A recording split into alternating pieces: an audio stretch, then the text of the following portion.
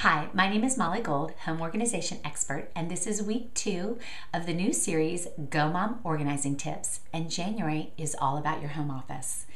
In order to tackle that home office, quite frankly, you need to find out what has to go in it.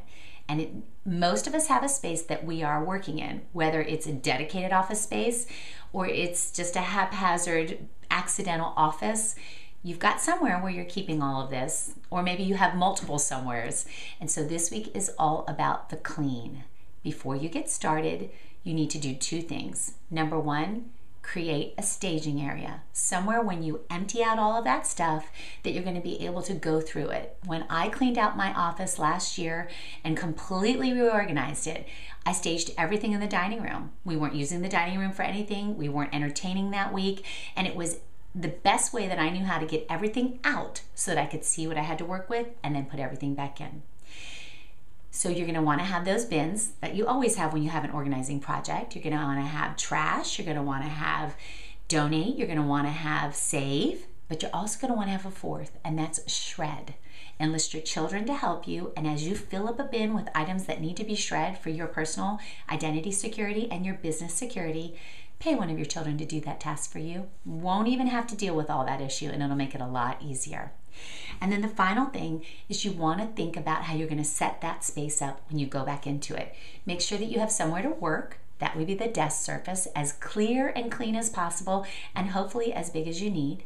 Make sure that you have somewhere to put reference items like important books, old work that you want to keep a hand on, or just inspiration, whatever it is, you need a reference section. And make sure that you have somewhere for storage and supplies. That would be a filing cabinet, and that might be a closet. If you don't have that much space available to you, let's use that kitchen desk, which so many busy moms are working with.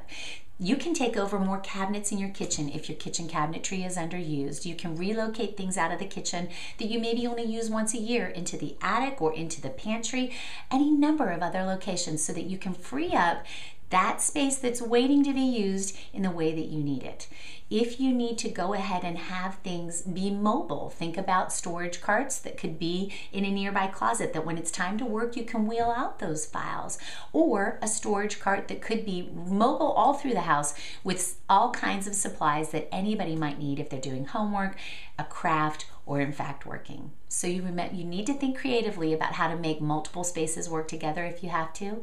But remember, it's about having a workspace, about having a place for things that have to be ready reference, and about having a place for the kinds of supplies that help you do your job well, and the kinds of storage that help you keep things handy that you might need as well. So that's this week's series of tips. Let me know, how do you handle cleaning out your office space? Because it does also involve dusting and vacuuming, just in case you wondered.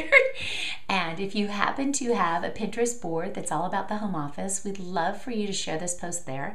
If you happen to be a blogger with a great post about home office organizing, feel free to use the badge on your post and go ahead and put it in the linky. This is all about community, sharing great ideas together, and helping us all get organized with our home office in the busy month of January.